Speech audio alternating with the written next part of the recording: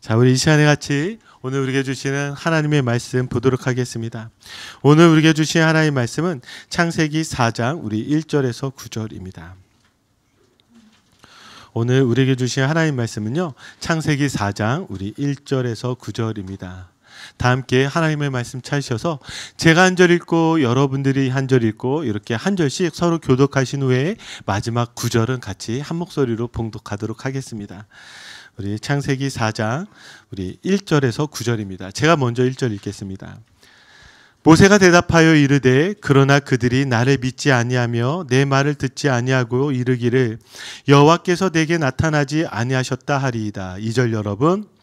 여호와께서 그에게 이르시되 내 손에 있는 것이 무엇이냐? 그가 이르되 지팡이니이다. 여호와께서 이르시되 그것을 땅에 던지라 하시매 곧 땅에 던지니 그것이 뱀이 된지라. 모세가 뱀 앞에서 피하매 여호와께서 모세에게 이르시되 내 손을 내밀어 그 꼬리를 잡으라. 그가 손을 내밀어 그것을 잡으니 그의 손에서 지팡이가 된지라. 이는 그들에게 그들의 조상의 하나님 곧 아브라함의 하나님 이삭의 하나님 야곱의 하나님 여호와가 내게 나타난 줄을 믿게 하려 함이라 하시고 여호와께서 또 그에게 이르시되 내 손을 품에 넣으라 하시매 그가 손을 품에 넣었다가 내어보니 그의 손에 나병이 생겨 눈같이 된지라. 이르시되 내 손을 다시 품에 넣으라 하시매 그가 다시 손을 품에 넣었다가 내어보니 그의 손이 본래 살로 되돌아왔더라. 여호와께서 이르시되 만일 그들이 너를 믿지 아니하며 그 처음 표적의 표징을 받지 아니하며도 나중 표적의 표징은 믿으리라. 그들이 이 두 이적을 믿지 아니하며 함께 읽겠습니다. 내 말을 듣지 아니하거든 너는 나일 강물을 조금 떠다가 땅에 뿌으라. 내가 떠온 나일 강물이 땅에서 피가 되리라. 아멘. 예전에 제가 잠을 자고 있는데 그날따라 참 잠자리가 뒤숭숭했습니다. 꿈에서 귀신 꿈을 꾸고 있었던 거예요. 그런데 갑자기 꿈을 꾸고 있는데 인기척이 나는 것 같았습니다. 그래서 잠결에 눈을 떴는데 제 눈앞에 귀신과 같이 보이는 검은 물체가 제게 조용히 이렇게 툭툭툭 다가오는 것입니다. 자, 제가 어떻게 했을까요? 제가 목사잖아요, 나름. 제가 나름 목사잖아요. 그러면 아마 여러분들의 상상에 의하면 뭐 제가 다 벌떡 일어나 예수의 이름으로 물러가라 막 이렇게 해야 되는데 제가 그만 너무 무서운 나머지 비명을 지르기 시작했습니다. 으악 하면서 비명을 지르기 시작했어요. 그리고 불을 켰는데 그 검은 물체, 그 귀신의 정체가 누구인 줄 아십니까? 제 아들이었습니다. 생전 한 번도 그 밤에 제 방에 들어온 적이 없는 아이가 그날 들어온 거예요. 그래서 이 아이가 제가 막 소리를 지르니까 너무 놀란 거예요. 우리 아빠가 왜 그러지? 이 아이가 막 놀란 거죠. 그래서 제가 하민이에게 물어봤습니다. 제 아들에게 왜 이 시간에 이렇게 와서 아빠를 놀래켰냐니까 하민이가 뭐라고 하냐면 그날 저와 똑같이 악몽을 꾼 거예요. 그래서 너무 무서워서 자기가 너무 무서워서 아빠에게 간 건데 아빠가 그날 갑자기 소리 지르고 막 난리를 피니까 그것 때문에 더 무서워서 애가 참 고생했다라고 저에게 이야기를 했습니다. 여러분 어떠세요? 저는 이 일을 돌아보면서 그런 생각을 했습니다. 제가 참 믿음이 대단한 것 같고 믿음이 좋은 것 같지만 그렇지 않다라는 거예요. 우리의 믿음의 수준이라는 것이요, 문제를 만나보면 딱 드러납니다. 어려운 일 경험하면 딱 드러납니다. 평소에는 누구나 다 믿음이 있는 것 같고 정말 믿음대로 살 것 같지만 문제가 드러났을 때에, 어려운 일을 만났을 때에 그 사람의 믿음의 수준이 드러나는 것이죠. 자, 그렇기에요, 우리가 오늘 말씀을 통해서 또 오늘 이 예배를 통해서 우리가 다시 한번 우리의 믿음을 돌아보고 하나님, 우리가 딱 이 정도 수준밖에 되지 않습니다. 그러니 내게 믿음을 더하여 주시옵소서. 그런 마음으로 오늘 말씀 가운데 함께 나아가셨으면 좋겠습니다. 자, 우리 한번 같이 1절을 볼까요? 우리 1절 말씀 함께 같이 읽겠습니다. 모세가 대답하여 이르되 그러나 그들이 나를 믿지 아니하며 내 말을 듣지 아니하고 이르기를 여호와께서 내게 나타나지 아니하셨다 하리이다. 아멘. 자, 모세가 하나님께 이렇게 말합니다. 애굽으로 가면 그들이 나를 믿지도 아니하고 내 말을 듣지도 않을 겁니다. 그렇게 하나님 앞에 말하고 있는 거예요. 자, 우리가 사실은 자세히 살펴보지 않았지만 모세가 지금 이렇게 이야기하는 것이 벌써 세 번째입니다. 지금 한번 하나님께서 가라 이렇게 말씀하셨을 때 한 번 아닙니다. 하나님 제가 갈 수 없습니다. 그들은 나를 믿지도 않고 내 말 듣지도 않을 거예요. 이렇게 이야기한 것이 아니라 벌써 하나님이 가라는 이 말씀에 세 번이나 모세는 변명하고 있는 것이죠. 자, 모세가 하나님을 만났잖아요. 그렇죠? 그리고 하나님이 누군 줄 알았잖아요. 우리 지난 말씀을 기억해 보면 여호와 하나님이라고 말씀해 주셨잖아요. 그리고 내가 너와 함께 할 것이라고 말씀해 주셨잖아요. 그럼에도 불구하고 모세는 세 번이나 가지 못하겠노라 부인하고 있는 것입니다. 자, 여러분 어떠세요? 만약에 여러분들이 이와 같은 상황이라면 여러분들은 어떠하실 것 같습니까? 아마 여러분들이 집에서도 이와 같은 상황들을 많이 경험하시곤 하는데요. 뭐 이런 일들 많죠. 남편에게 이렇게 이야기하잖아요. 여보, 쓰레기 좀 버려줘요. 예, 처음에 이렇게 좋게 이야기를 합니다. 그러면 남편이 대답을 해요. 네, 알았어요. 그런데 시간이 지났는데 쓰레기를 버리지 않은 거예요. 그래서 다시 한번 조금 더 톤을 높입니다. 여보, 쓰레기 좀 버려줘요. 그러니까 남편이 알았어요. 조금만 기다려. 제가 조금 후에 꼭 쓰레기 버릴게요. 자, 여러분, 남편이 쓰레기를 버렸을까요? 안 버렸을까요? 예, 남자는요 이렇게 얘기해서 절대로 듣지 않는 동물입니다. 어떻게 얘기해야 될까요? 그때는 이제 고함을 치기 시작합니다. 여보, 쓰레기를 버려달라고 했잖아요. 이렇게 되면 그제서야 마지못해서 움직이는 게 바로 남편의 모습이죠. 여러분, 이런 모습이 바로 지금 모세와 같다라는 거예요. 그리고 어쩌면 우리와 같다라는 것입니다. 우리가 하나님 앞에 모세와 똑같습니다. 하나님의 부르심을 받고 그리고 예수 그리스도를 우리에게 보내어 주셨고 예수 그리스도를 알게 되었고 그리고 예수 그리스도가 우리와 함께 하신다라고 약속해 주셨지만 우리는 이 땅 가운데 다시 보냄을 받았을 때, 즉 이 땅에서 살아갈 때에 우리는 늘 하나님 앞에서 무엇이에요? 하나님의 이 보내어 주시는 이 명령 가운데서 늘 자신이 없다라는 것입니다. 그래서 자, 우리는 늘 주저하고 의심하게 되죠. 하나님은 이런 모세에게요 지금 두 가지의 증거를 보여주십니다. 자, 그 두 가지의 증거가 무엇이냐면 오늘 말씀 가운데 두 가지의 증거가 지팡이가 뱀으로 변하는 기적이에요. 그리고 모세의 손이 나병에 걸렸다가 다시 회복되어지는 기적입니다. 그런데 지금 이 두 기적에서 중요한 것은 무엇이면 둘 다 무엇을 가리키고 있냐면 이 손을 가리키고 있습니다. 왜 하나님은 이 손을 가지고 모세에게 이런 이적을 보여주고 계실까요? 그 이유는 무엇이냐면 손이 무엇이죠? 능력을 뜻해요. 그래서 하나님의 손을 보라 그러면 무엇을 보라는 거예요? 하나님의 능력을 보라는 것이죠. 그러니까 모세가 지금 자신이 능력이 없기 때문에 저 애굽으로 돌아가 이스라엘 백성들을 구하라는 그 하나님의 명령 가운데 주저하고 있잖아요. 그러니까 하나님은 이 모세의 손을 통하여서 다시 말씀하고 계신 것입니다. 그러면 이 두 가지의 기적의 의미가 무엇인지, 이 손을 통해서 무엇을 말씀하시는지 한번 우리 살펴보도록 하겠습니다. 자, 2절 말씀 볼까요? 2절 우리 같이 함께 읽겠습니다. 여호와께서 그에게 이르시되 내 손에 있는 것이 무엇이냐? 그가 이르되 지팡이니이다. 아멘. 자, 하나님이 모세에게 이렇게 물어보십니다. 내 손에 있는 것이 무엇이냐? 자, 모세 손에 있었던 것이 무엇이었을까요? 바로 지팡이입니다. 하나님은 다른 특별한 무언가를 지금 모세에게 주시는 것이 아니라 모세 손에 무엇이 있는지를 지금 물어보고 계십니다. 그리고 이 지팡이를 가지고 일하실 것이라고 말씀하고 계신 거예요. 여러분, 지금 이 장면 가운데 여러분들이 모세라고 생각한다면 자, 여러분들의 마음은 어떠세요? 저라면 제 마음 가운데 이런 마음이 생길 것 같습니다. 하나님, 제 손에 이렇게 초라한 이 목자의 지팡이, 이 목자의 막대기밖에 없습니다. 이 손에 이것이 아니라 다른 것을 주셔야 되지 않겠습니까? 더 좋은 것을 주시든지 더 강력한 것을 주시든지 그래야 내가 이것을 가지고 저 이스라엘 백성들을 구할 수 있지 않겠습니까? 이런 생각이 저는 든단 말입니다. 그렇다고 한다면 왜 하나님은 지금 모세 손에 있는 지팡이를 보게 하실까요? 저는 일전에 청년 사역들을 할 때에 저희 청년들에게 뭐뭐 하지 말라고 했던 좀 몇 가지들이 있습니다. 그 중에 하나가 무엇이냐면 저희 청년들에게 늘 제가 잔소리처럼 자주 했던 이야기가 로또 사지 말라는 이야기였어요. 로또.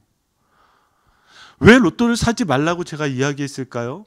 자, 이 청년들은요, 이 로또를 가지고 자기 인생이 바뀌기를 늘 꿈꾸었습니다. 그러면서 로또를 사와서 저한테 이렇게 자랑하곤 했어요. 목사님, 제가 이것만 당첨되면 말입니다. 하면서 늘 자랑을 했죠. 그리고 한 청년은 저에게 정말 아주 간절한 마음으로 이렇게 이야기했습니다. 목사님, 기도해 주십시오. 제가 이거 당첨되면 제가 목사님 교회 져드리겠습니다. 제 마음이 약간 흔들리긴 했지만, 그럼에도 불구하고 저는 한결같이 청년들에게 로또 사지 말라 그랬어요. 왜 로또 사지 말라 그랬을까요? 우리가 하나님께서 내게 일하시는 방식을 여러분들이 생각했을 때 하나님은 로또와 같이 일하시지 않는다라는 거예요. 모세에게 지금 로또와 같은 것을 주시고, 자, 내가 이 로또를 마련했으니 이것들을 가지고 한번 이스라엘 백성들 한번 너가 구해보거라, 이렇게 하나님은 일하시지 않는다라는 거예요. 하나님이 내게 일하시는 방식은 어디에서부터 시작이 되냐면 지금 내가 가지고 있는 것에서부터, 하나님은 나로부터 일하고 싶어 하신다는 걸 여러분 기억하십시오. 자, 다시 한번 질문을 기억해 보세요. 하나님이 모세에게 뭐라고 묻고 계셨죠? 내 손에 있는 것이 무엇이냐? 그러면 이 질문은요, 지금 이 모세 손 가운데 있는 이것이 중요한 것이 아니라는 거예요. 모세 손에 지팡이가 있든지 모세 손에 돌이 있든지 모세 손에 지푸라기가 있든지 그것이 중요한 것이 아니라는 거예요. 왜 물어보고 계실까요? 너의 손에 무엇이 있든지 하나님이 무엇 말씀하시려는 거예요? 내가 그것을 통해서, 하나님께서 그것을 통해서 일하시겠다라고 말씀하시는 것이죠.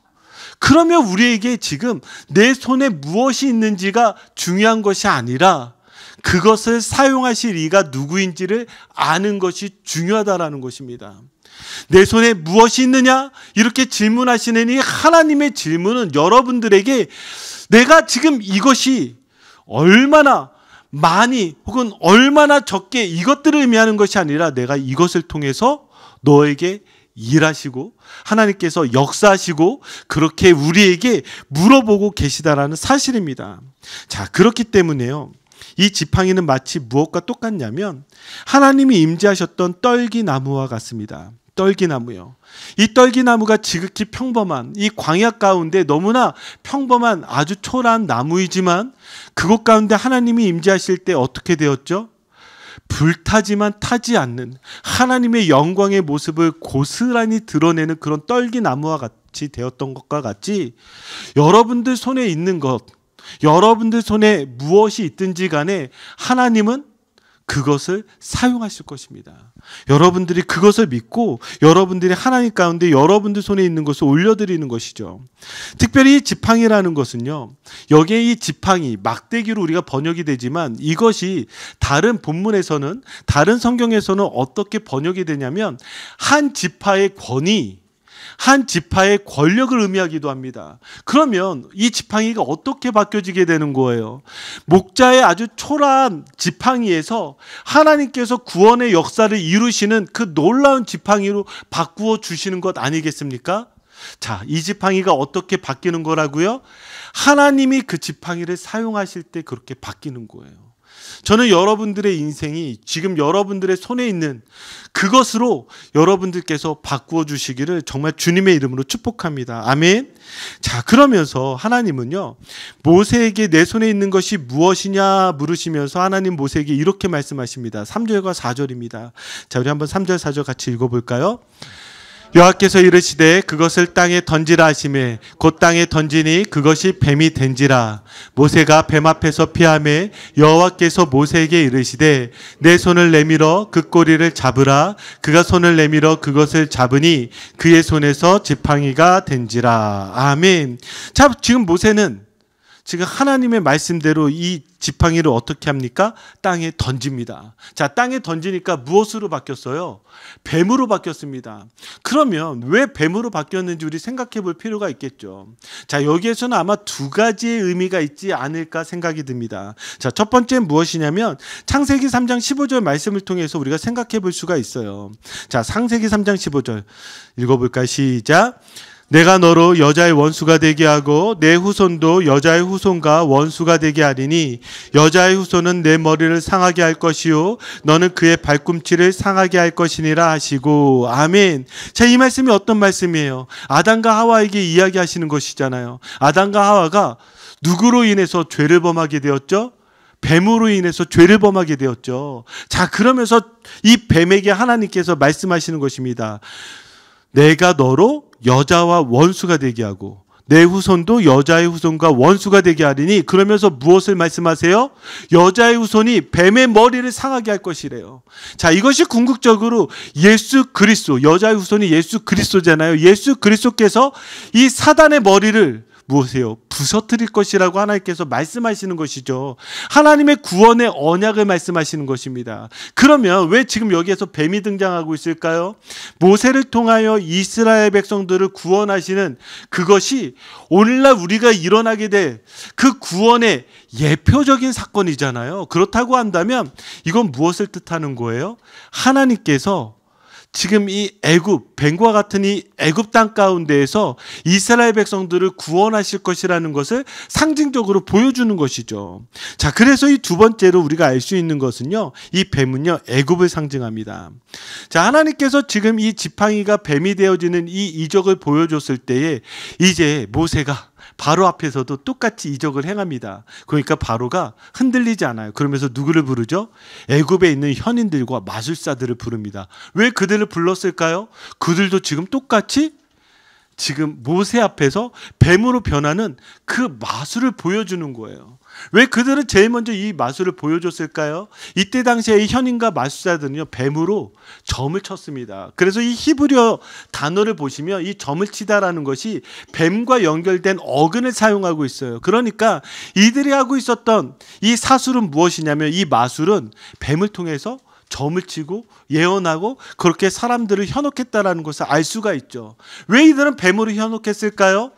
애굽이 뱀을 믿었기 때문입니다. 그러니까 이 뱀은요, 애굽의 상징이에요. 그래서 하나님은 지금 이 지팡이가 뱀을 변하게 하는 것을 통해서 이 애굽 가운데에서 이스라엘을 구원할 것을 상징적으로 보여주고 있는 것이죠. 자, 모세가 이제 이 지팡이가 뱀으로 변한 것을 보게 되었습니다. 모세가 어떻게 했을까요? 여기에 뭐라고 표현하고 있냐면 뱀을 피하여라고 표현하고 있어요. 뱀을 피하여. 자, 그럼 여러분들은 그냥 쉽게 모세가 뱀을 피했나 보다 이렇게 생각할 수 있지만, 여기에 있는 이 단어가 정확하게는 어떤 의미를 가지고 있냐면 무엇에 낯을 피하여, 무엇에 얼굴을 피하여, 이런 뜻을 가지고 있어요. 그래서 이 단어가 앞서 어디에 나와 있냐면 출애굽기 2장 15절에 나와 있습니다. 제가 읽어드리면, 바로가 이 일을 듣고 모세를 죽이고자 하여 찾는지라. 그러니까 모세가 누구의 낯을 피하죠? 바로의 낯을 피하여, 자, 그가 도망가게 되는 것입니다. 마치 지금 여기에 나와 있는 이 뱀의 모습이 지금 모세는 무엇처럼 느껴지는 거예요. 내가 이전에 애굽 가운데서 바로가 무서워서 도망친 것과 같이 지금 이 뱀이 무서워서 도망치게 되어지는 것이죠. 이게 바로 모세의 민낯과 똑같습니다. 어쩌면 우리가 신앙생활을 하면서도 끊임없이 부딪히는, 우리가 그 얼굴을 피해서 도망치는 그런 트라우마나 우리 깊은 상처들이 있지 않습니까? 마치 우리에게 하나님이 무언가 일을 하실 때 항상 우리에게 일어나는 일들이 있어요. 왜 그런 거 있잖아요. 어느 분이 그런 얘기를 하시더라고요. 제자반을 하니까 힘든 일이 생긴대요. 제자반을 하니까 어려운 일이 생긴대요. 제자반을 하니까 무언가 이거 하면 안 될 것 같은 일이 생긴대요. 저에게 그런 이야기를 하는 거예요. 그런데 그때에 우리가 그것들이 부딪혔을 때 하나님이 지금 모세에게 무엇을 말씀하신지 한번 보세요. 자, 모세에게 무엇을 말씀하고 계시죠? 꼬리를 잡으라고 말씀하십니다. 꼬리를 잡으라. 자, 여러분 뱀 잡아보셨어요? 안 잡아보셨죠? 여러분 뱀 잡을 때 꼬리 잡으면 난리 납니다. 자, 뱀은 어디를 잡아야 될까요? 목덜미. 예, 머리 잡으면 물리잖아요. 예, 그 주둥이 바로 그 뒤에 목덜미를 잡는 것이 우리 뱀을 잡는 것의 가장 기본입니다. 모세가 그걸 몰랐을까요? 광야에 살던 사람입니다. 뱀을 일들이 있었을 거예요. 그런 지혜는 기본적으로 있었을 것입니다. 지금 꼬리를 잡으면 난리가 나요. 잡으면 안 돼요. 근데 하나님은 지금 모세에게 무엇을 말씀하세요? 꼬리를 잡으라고 이야기해요. 그러면 하나님이 왜 모세에게 꼬리를 잡으라고 말씀하실까요? 너 한번 물려봐라. 너 한번 정신 차려라. 지금 이러려고 하나님 말씀하실까요? 모세에게 한 가지를 알려주고 싶은 것입니다. 그게 무엇이냐면 모세에게 순종을 알려주고 싶어 하시는 거예요. 너의 상식과 너의 생각을 넘어서 지금 너가 이것을 순종했을 때 하나님이 모세에게 어떤 일을 하실지, 하나님이 어떻게 이루실지를 모세에게 알려주고 싶은 거예요. 지금 모세의 생각 가운데서는 애굽 사람들이 애굽에게 돌아가면 그곳에 있는 자기 이스라엘 백성들이 자기를 믿어주지도 않고 자기 말을 들어줄 것 같지도 않지만, 아니 너가 순종하면 그곳에서 그들이 믿을 거고 너의 말을 들을 거야. 이 일은 지금 누가 해주신다는 거예요? 하나님이 해주신다는 거예요. 그러니까 한번 너 꼬리 잡아봐. 꼬리 잡아봐. 그러는 것이죠. 자, 이거를 우리가 다시 한번 우리의 신앙 가운데 우리가 한번 좀 적용을 해보자면, 우리는 신앙생활을 하면서 복달라 하는 것은 참 좋아합니다.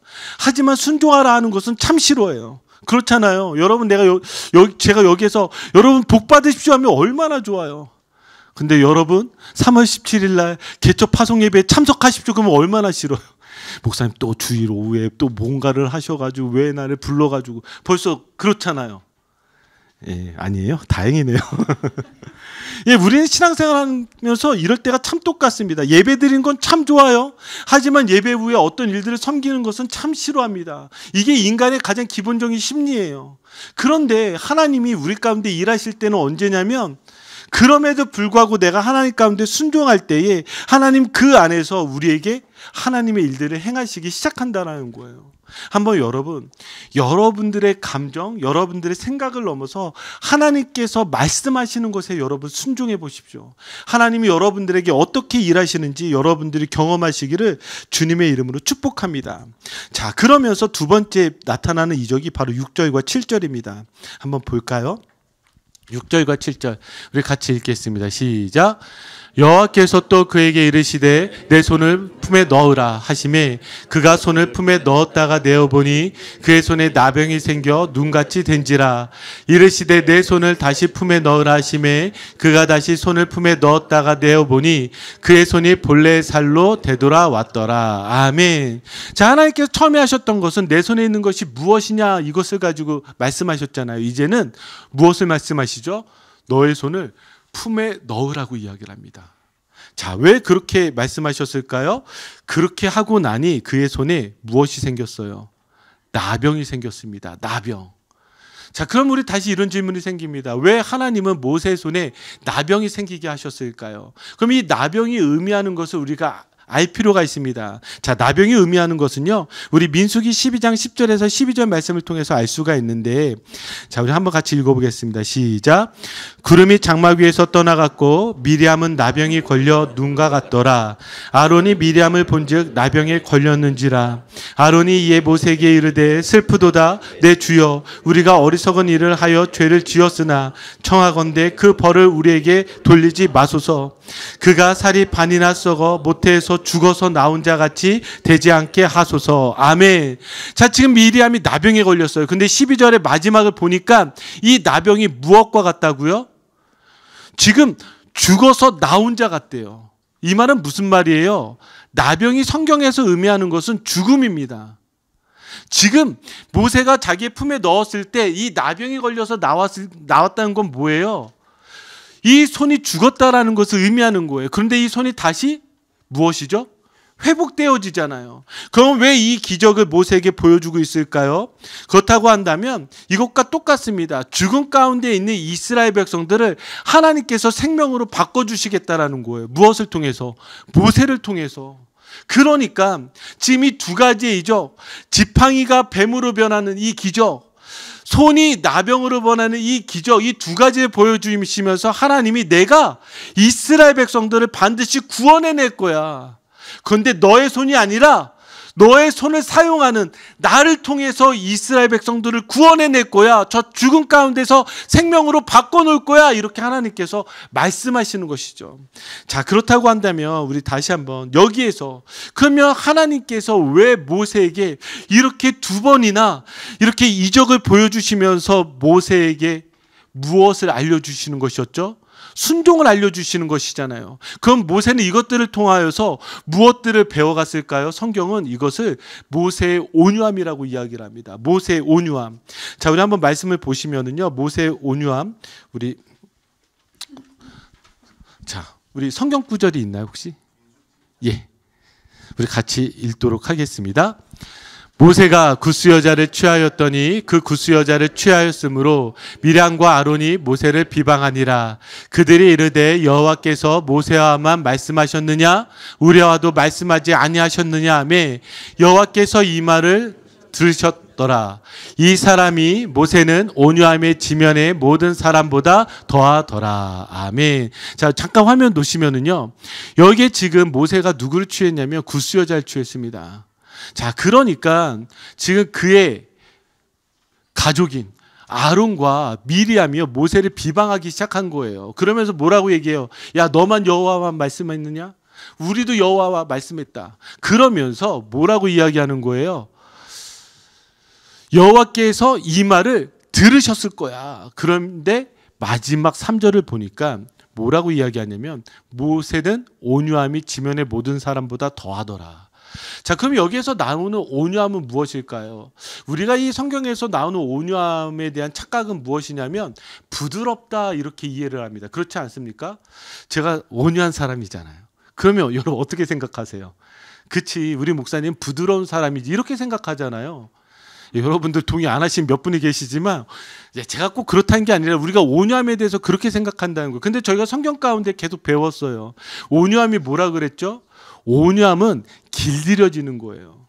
그래서 야생마가 길들여졌을 때 명마가 되는, 그래서 길들이다라는 뜻으로 여러분들이 배우셨을 것입니다. 근데 저는 이 온유함을 사실은 좀 다른 단어로 바꿀 필요가 있다라고 생각을 했습니다. 왜냐하면 이 온유함이라는 이 단어가 히브리어를 보면 아나우거든요. 아나우. 자, 이 아나우라는 이 단어는 어떤 뜻을 가지고 있냐면 낮아지다 혹은 비천하다, 예, 그런 뜻을 가지고 있어요. 그래서 영어 성경에서는 어느 영어 성경에서도 온유하다라고 번역하지 않고 다 영어로 humble, humility 이렇게 번역을 하고 있어요. 근데 저는 이 humble보다 humility가 더 가까운 뜻인 것 같아요, 원어적으로 보면. 근데 이 단어들이요, 자, 이 humble이나 이 humility가 다 어디와 어근이 같죠? 휴먼이랑 같습니다. 그럼 이상하잖아요. 지금 제가 말한 이 겸손이란 단어가 왜 인간이랑 같을까요? 이 단어가 왜 인간에서 나왔을까요? 가장 인간답다라는 게 뭘 얘기하고 싶은 거예요? 인간이 무엇으로 지어졌냐라는 거예요. 인간이 무엇으로 지어졌죠? 흙으로 지어졌잖아요. 그래서 흙으로 지어진 나의 그 정체성, 나의 본질을 아는 것, 내가 어떤 존재인지를 아는 것이 휴밀이라고요. 하나님 앞에서 나오는 겸손이라고요.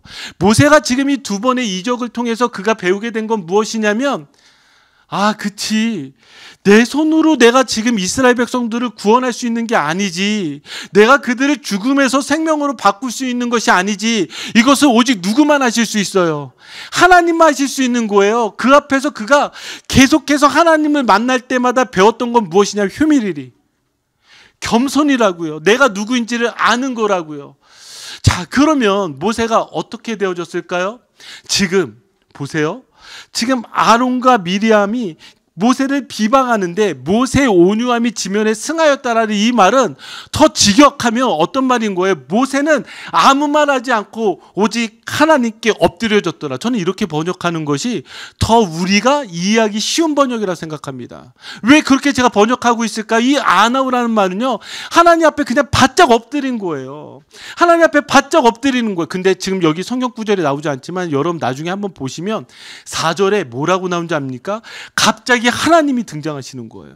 갑자기 하나님이 등장해서 지금 하나님이 모세에게 뭐라고 하실까요? 아론과 미리암에게 뭐라고 하실까요? 아론과 미리암에게 뭐라고 해요? 그래서 아까 그 나병 걸린 것이 죽은 자와 같이 이게 표현되어진 것이 누가 걸린 거예요? 미리암이 걸린 거예요. 왜요? 그가 모세를 비방하기 시작했을 때. 자, 그러면 이때 모세가 했던 건 뭐라고요? 모세는 바짝 엎드렸다라고요. 하나님 앞에. 내가 누구인지를 알았다고요. 하나님 앞에. 제가 왜 이야기를 지금 마지막에 이렇게 강조를 하고 있냐면, 저는 모든 복음의 시작은 내가 누구인지를 아는 것에서부터입니다. 내 존재가 하나님 앞에서 어떤 존재인지를 아는 것에서부터 시작하는 거예요. 어떤 분들이 복음이 들어오지 않냐면 내 존재가 누구인지 몰라요. 그러니까 내 손으로 다 살 수 있어요. 여러분 그렇지 않습니까? 그 내 손에 있는 것이 더 좋은 것이 있어야 살 수 있어요. 그렇지 않습니까? 내가 능력이 있어야 되잖아요. 내가 능력이 있으면 하나님 필요 없어요. 예, 그런 분들이 복음이 들어가지 않아요. 하나님을 알지 못해요. 그런데 지금 모세가 계속해서 하나님을 만날 때마다 하나님이 제가 누군지를 지금 들었어요. 그 하나님 여호와 하나님이시래요. 나를 찾아오시고 나와 함께 하실 것이래요. 그리고 그 하나님이 나를 구원하실 거예요. 들었는데 왜 모세는 여지없이 아직까지 변하지 않을까요? 무엇이에요? 자기의 존재가 누구인지를 모르는 거예요. 그러니까 하나님이 그 사람, 바로 이 모세에게 너가 누구인지를 내가 보여줄게. 너는 이 흙과 같은 사람이야. 너 흙과 같은 사람이야. 너가 할 수 있는 게 아니야. 그러니까 그가 그의 인생에서 한계라는 것을 부딪혔을 때에 하나님을 만나게 되는 거예요. 여러분 이 자리에서 우리가 함께 예배드리지만 사실 이곳 가운데 예배드릴 때 여러분들이 언제 가장 하나님이 간절하게 느껴지시나요? 여러분들이 인생의 벽을 만났을 때에, 여러분들이 풀리지 않는 문제들을 만났을 때, 물론 그럴 때마다 뭐 삐지시는 분도 계시고 하나님 미워하고 교회를 안 나오신 분도 계시고 막 어려움들이 있지만 그럼에도 불구하고 정말 마지막 저 절벽에 다다르게 됐을 때 여러분 하나님 향해서 부르짖지 않나요? 하나님, 내가 이제는 인생의 마지막까지 왔는데 하나님이 도와주셔야 되지 않습니까? 하나님, 이 인생의 이 마지막에 내가 아무것도 할 수 없습니다. 그때 부르짖는 이 기도가 아나우예요. 겸손해지는 거. 이게 모세의 온유함이란 말입니다. 모세는 하나님을 알아가면 알아갈수록 자기의 손으로 무언가를 하는 것이 아니라 하나님 가운데 바짝 엎드렸습니다. 하나님, 그렇습니다. 내가 아니라 하나님이십니다. 여전히 연약한 나를 도우시리가 하나님밖에 없습니다. 이렇게 고백하는 것이 바로 모세의 믿음입니다. 그래서 저는 여러분들에게 이 문구로 다시 한번 소개하고 싶습니다. 인생의 최고의 순간은 하나님께 사로잡힌 순간이다. 인생의 최고의 순간은 여러분들의 손으로 무언가를 이룬 것이 아니라 내 손으로 아무것도 이루지 못한다 할지라도 하나님 가운데 사로잡힌 순간입니다. 저는 여러분들을 축복하고 싶습니다. 모세의 손에 있었던 어쩌면 낡은 지팡이와 같이 여러분들의 인생이 지금 막혀있고 힘들고 너무나 초라한다 할지라도 여러분 기억하십시오. 하나님의 손에 사로잡히면 그것이 인생의 최고의 순간이 되는 것입니다. 믿으십니까? 비록 내가 지금 너무나 초라하다 할지라도 내가 지금 하나님 가운데 사로잡혀 있으면 지금 이 순간이 우리 인생의 최고의 순간이 될 줄 믿습니다. 그렇다고 한다면 여러분 어떻게 하시겠습니까? 하나님 앞에 바짝 엎드리십시오. 하나님 앞에 바짝 엎드리십시오. 여러분들이 하나님 손에 사로잡힐 때 이것이 바로 최고의 순간이요 최고의 영광이 될 줄 믿습니다.